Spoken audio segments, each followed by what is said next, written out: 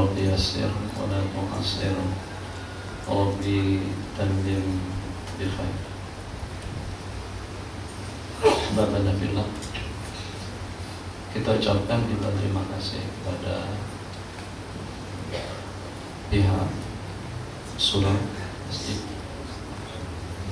pada pihak IGP yang memberikan haluan dan peluang untuk kita bersama pada malam hari ini untuk membicarakan satu topik yang cukup penting untuk kita bahas dan mustahil untuk kita bicarakan dan juga untuk kita amati tentang perbedaan pendapat yang berlaku di kalangan para ulama,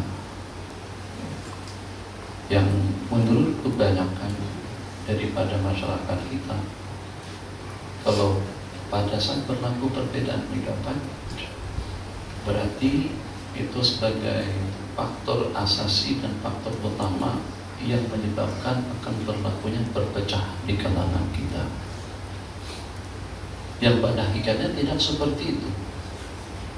Perbedaan pendapat di kalangan ulama itu sebagai suatu rahmah yang Allah anugerahkan dan yang Allah berikan kepada kita, agar dengan kita berpeluang untuk melaksanakan tuntutan daripada agama, dan agar dengan kita berkesempatan untuk melaksanakan tugas kita dan amanah kita dengan baik dan sempurna. Sebelum kita memahami tentang hakikat daripada perbedaan pendapat, saya akan berikan gambaran daripada berbagai hadis dan juga daripada berbagai kejadian, di mana dengan kita dituntut sebagai umat yang tidak dibeda-bedakan antara laki-laki dengan perempuan, baik daripada bangsa Arab, bangsa Ajam, baik yang tinggal di sini, yang tinggal di sana. Kullukum di Adam wa Adamu min turab. Semuanya berdasarkan daripada Nabiullah Adam, dan Nabiullah Adam berdasarkan daripada tanah. Yang walaupun kita daripada asal muasal yang sama, dan juga daripada bapa dan ibu yang sama, Adam dengan Sayyidatuna Hawa, dan juga dengan matlamat yang sama, dengan tujuan yang sama, sang pencipta yang sama, nabi yang sama, Quran yang sama, dan juga dengan hadis-hadis yang sama.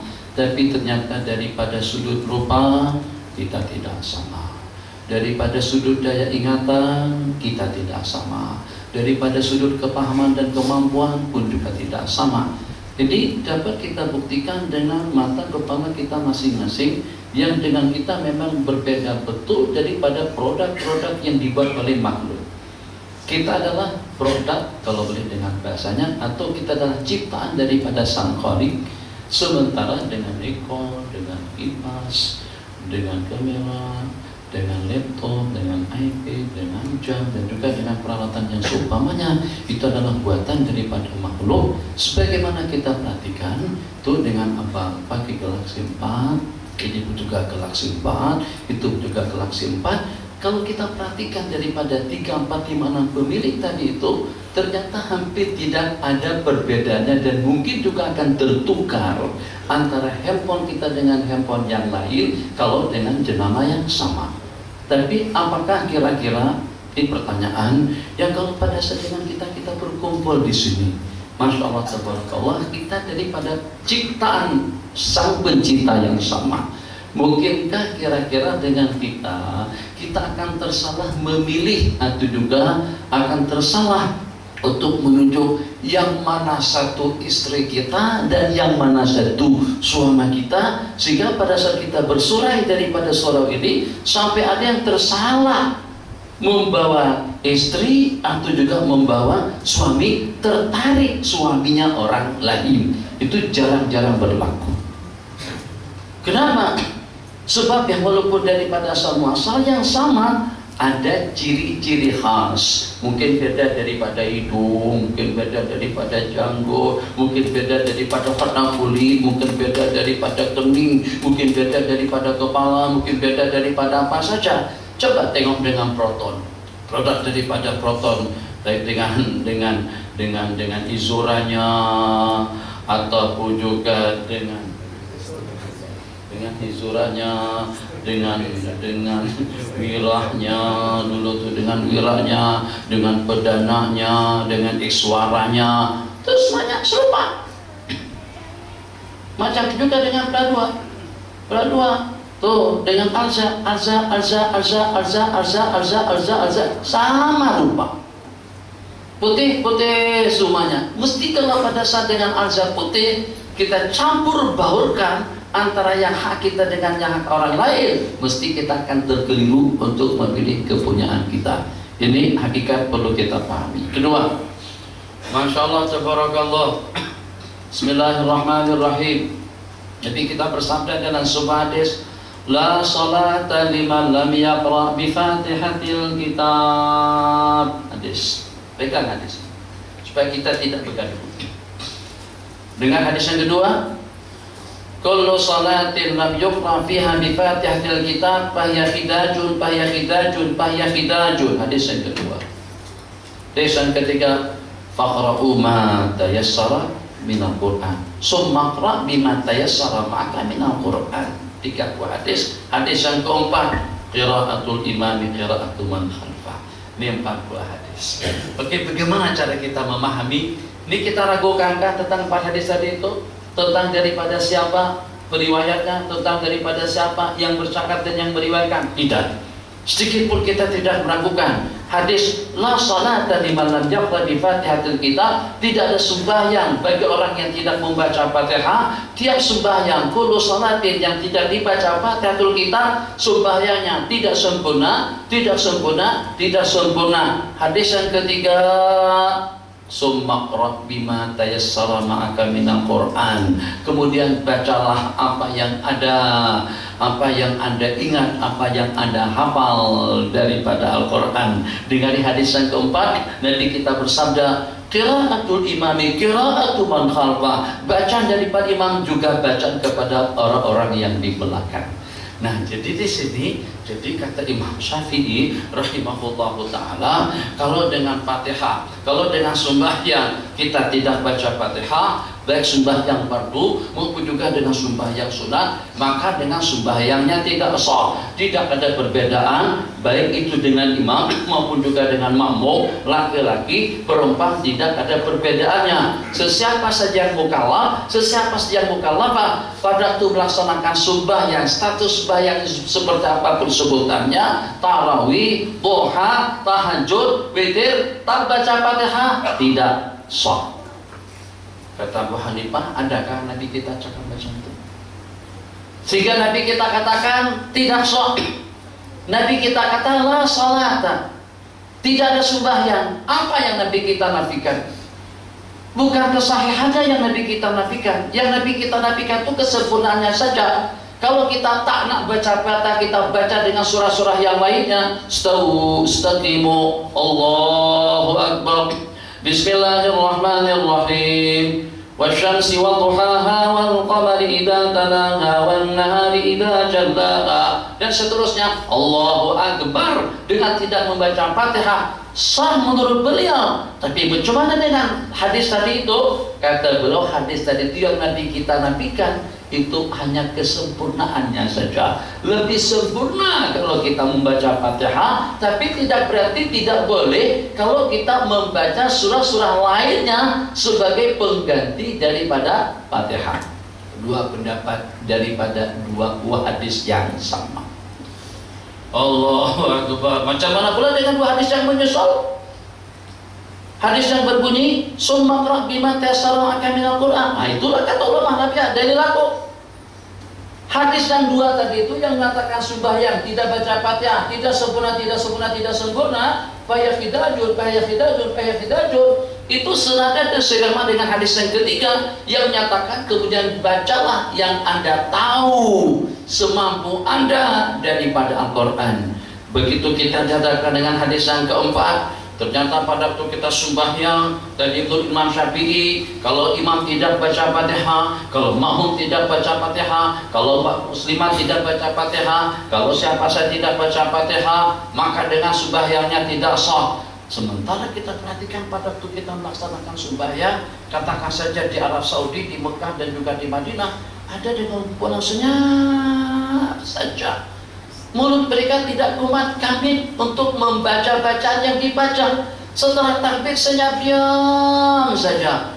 Tidak ada sepatah kata, tidak ada satu lantunan ayat yang dibaca sama mereka. Bagaimana kira-kira dengan sembahyangnya? Jadi kata Imam Syafi'i tidak sah karena dia tidak baca Fatihah. Kata Imam Abu Hanifah tidak sah karena dia tidak membaca Al-Quran. Jadi kata Imam Malik sah-sah saja, boleh-boleh saja sembahyang orang yang semacam itu. Kenapa? Sebab karena dia menumpang dengan imam. Kalau pada saat dengan imam tuh dengan depan kita ada lesen, tak payah penumpang harus punya lesen semuanya. Betul kan? Atau polis trafik kena tanya, penumpang semuanya. Ini naik bus penumpangnya ramai.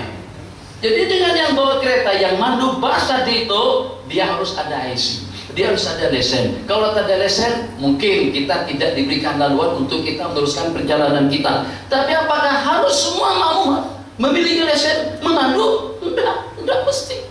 Jadi kita katakan lesen imam, lesen untuk makmum semuanya. Itu mana hadis qiraatul imam, baca imam adalah merupakan bacaan kepada makmum semuanya. Oke, sekarang ada 1, 2, 3, 4 hadis. Masya Allah, tabarakallah, bijaksana Allah Jalla wa'ala. Saya ketika memberikan kepahaman yang berbeda-beda, kemampuan yang berbeda-beda, hafalan yang berbeda-beda, kekuatan yang berbeda-beda, agar tidak ada satu buah hadis baginda pun yang terbuang, agar tidak ada satu buah hadis pun yang tertinggalkan. Dengan 4 kumpulan ulama tadi itu, atau dengan 3 kumpulan ulama, yang pertama ulama Syafi'iyah dengan ulama Hanabilah. Syafi'iyah berbeda pendapat dengan Hanabilah, kita wajib baca basmalahnya nyaring, mereka baca basmalahnya perlahan-lahan. Bismillahirrahmanirrahim. Alhamdulillahirabbil alamin. Yang tak baca basmalah langsung tuh salafi dengan Wahabiyah. So Alhamdulillahirabbil alamin. Tapi mereka pun juga ada dalil.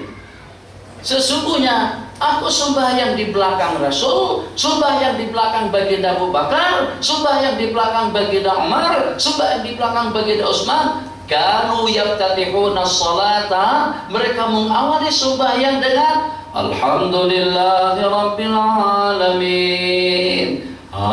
Itu dalil daripada mereka. Akan tetapi kalau pada saat dengan kita seperti itu, sedangkan hadis bukan itu satu-satunya, dan juga pendapat bukan itu satu-satunya, di sana terdapat beberapa orang sahabat, di antaranya Sayyidina Abu Hurairah radhiyallahu taala anhu, yang kalau pada saat beliau menjadi imam, beliau melantangkan dan membaca basmalah dengan nyaring. Jadi untuk tahapan pertama dulu, ini untuk buat sementara waktu. Untuk tahapan pertama, jenjang pertama untuk kita memahami perbedaan pendapat tadi itu, rupa-rupanya bukan daripada IQ, bukan daripada pikiran, bukan daripada nafsu, bukan daripada kehendak. 2 kumpulan ulama yang pertama, tidak sah sembahyang tanpa membaca Fatihatul Kitab, baik Fatihah yang diawali dengan basmalah ataupun juga Fatihah yang dibaca daripada Alhamdulillah. Kumpulan yang kedua mengatakan cukup dengan membaca Al-Quran. Tak mesti kita harus membaca Fatihah. Baca mana hadis yang tadi? Afdolnya saja. Itu bukan syarat, itu bukan wajib. Kalau kita gantikan Fatihah dengan yang lain, asalkan dengan sukatan yang sama, dengan hitungan huruf yang sama, itu sudah memadai. Dalilnya mana? Orang yang tidak hafal Fatihah boleh sembahyangnya macam ini. Allahu Akbar. Rabbana atina min ladunka rahmatan wa hayyi' lana min amrina rasyada. Subhanalladzi sakhkhara lana hadza wa ma kunna lahu muqrinin. Inna lillahi wa inna ilaihi raji'un. Boleh. Subhanallah. Sebab tiap kali ulang ledek nonton baca subhanalladzi sakhkhara lana sampai hafal. Dan juga pada tiap kali kena musibah, inna lillahi wa inna ilaihi raji'un, dia baca ayat tadi itu, jumlah bilangannya sama dengan Fatihah. Itu cukup untuk orang yang tidak hafal Fatihah. kata ulama Hanafiyah itu sebagai pilihan yang kedua. Afdhalnya dengan Fatihah, tapi berarti tidak boleh kalau kita gantikan dengan yang lain. Tentang kumpulan yang ketiga, kata kumpulan yang ketiga, wajib baca Fatihah itu memang tak sah kalau tak baca Fatihah. Itu kalau pada saat kita jadi imam atau pada saat kita sembahyang sendirian. Tapi kalau pada saat kita bermakmum dengan imam, maka imam itulah yang akan menanggungkan Fatihah kita. Akhirnya daripada hadis-hadis tadi itu muncul 3 perbedaan pendapat daripada ulama. Boleh kita pastikan kan? Siapa yang betul? Siapa yang salah? Ini ikut hadis Nabi, yang itu ikut hadis Nabi, yang ini ikut hadis baginda. Yang salah orang yang menyalahkan orang-orang yang tidak bersalah, sementara dengan mereka tidak salah. Ini gambaran sederhana tentang khilaf. Allahumma salli ala Sayyidina Muhammad. Satu buah riwayat menyatakan at-tayammum, Nabi kita bertayamum hatta sampai kepada apot, sampai kepada bahu. Ada riwayat mengatakan Nabi kita bertayamum sampai kepada siku saja. Di samping tayamum itu adalah sebagai pengganti daripada wudu. Pada waktu kita berwudu, fagsilu wujuhakum wa aydiyakum ilal marafiq. Artinya basuh tangan kamu daripada ujung sampai ke siku. Karena mengingat tayamum itu sebagai pengganti daripada wudu, sebagaimana wudu sampai ke siku, tayamum pun juga sampai ke siku. Ada riwayat yang lain, Nabi kita bersabda at-tayammum darbatan. Tayamum itu 2 kali menepuk tanah, sekali untuk di muka, kedua kali untuk tangan. Terus Nabi kita tayamum begini, hanya untuk penggelangan tangan saja. Jadi at-tayammum darbatan, kalau pada saat tidak ada air, fatayammamu sa'idan thayyiban famsahu biwujuhikum wa aydikum. Coba tengok aydikum, sapu muka kalian dengan debu, dan juga dengan tangan-tangan kalian. Apa yang dimaksud dengan tangan? Bang, jawab. Tangan itu yang mana, Bang? Inikah?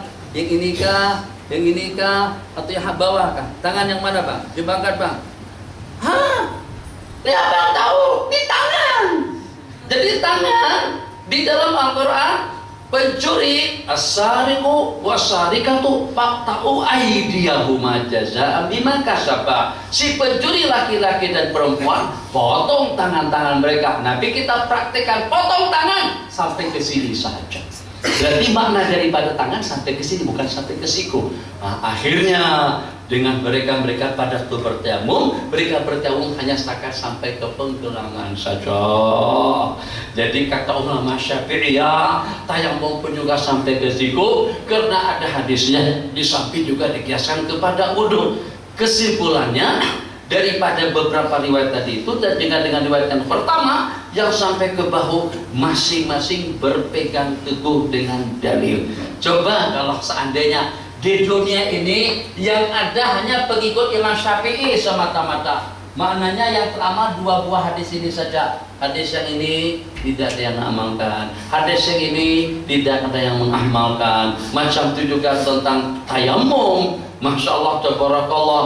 Tapi kalau pada saat tayamum dengan ijtihadnya, ijtihad yang lepas daripada ketentuan hukum, tayamum dengan cara yang tidak berpedoman kepada Al-Quran dan hadis, seperti tayamum Sayyidina Ammar ibn Yasir radhiyallahu ta'ala anhu. Jadi selepas mereka bermusafir, Sayyidina Umar dengan Sayyidina Ammar ibn Yasir mungkin kena faktor saban malam makan daging kambing kah, atau juga makan nasi mandi kah, mungkin juga karena makan madu Arab. Apapun sebabnya, yang ingin kita simpulkan, kedua orang sahabat tadi itu termimpi pada malam hari itu. Maka terpaksa keduanya harus mandi. Air tak ada, mau tidak mau diganti dengan tayamum. Jadi kata Sayyidina Umar, setahu saya yang namanya mandi itu dengan air, bukan dengan tayamum, bukan dengan debu. Karena dengan air tak ada, akhirnya Sayyidina Umar tak mandi dan tak sembahyang pada pagi hari itu.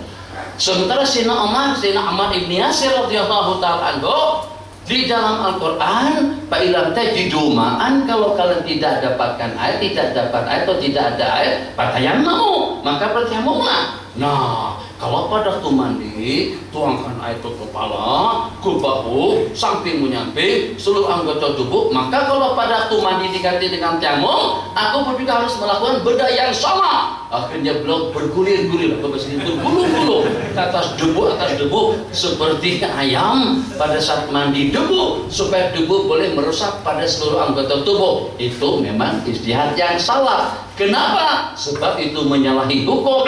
Setelah kejadian tadi itu diceritakan kepada baginda Nabi, Nabi kita bersabda kepada dua orang sahabat yang berkenaan, ya Umar, at-tayammumu darbatan. Tayamum itu dua kali mengambil debu.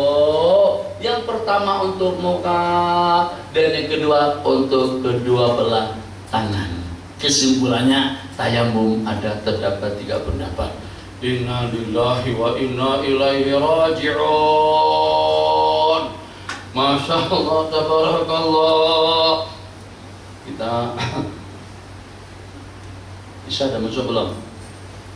Ada cicit. Tak ada. Masuk dah. Masuk dah azan dulu. Panjang nih, panjang. Besok cuti. Karena tulis saya bila nak berhenti, kalau sampai saya letih baru saya berhenti. Sampai kita paham tajuk yang kita bicarakan pada malam hari ini, supaya nanti kita sembahyang di sini. Maaf. Supaya pada masa kita sedang di sini macam-macam. Ada yang sembahyang kaki dibuka seperti piramid, Allahu Akbar, macam itu. Ada yang sembahyang tangan diangkat sampai ke dagu. Ada yang sembahyang seperti orang kedinginan saja. Ada yang sembahyang tangan ke dada. Ada yang sembahyang tangan atas pusat dan di bawah dada. Ada yang sembahyang tangan di bawah. Masya Allah, subhanallah. Jangan dikebawahkan lagi, cukuplah sampai tangan. Tapi kita boleh atur. Kita boleh bersalaman. Kita boleh saling tegur menegur dan merasa kita tidak merasa lebih baik daripada orang yang di samping menyamping kita. Sehat kalau kita boleh wujudkan generasi suasana kehidupan yang semacam itu, sebagaimana keadaan di zaman sahabat Rasulullah SAW. Kita tinggal di lantunan azan, baru kita sambung kembali. Bismillahirrahmanirrahim. Yang ada soalan tulis.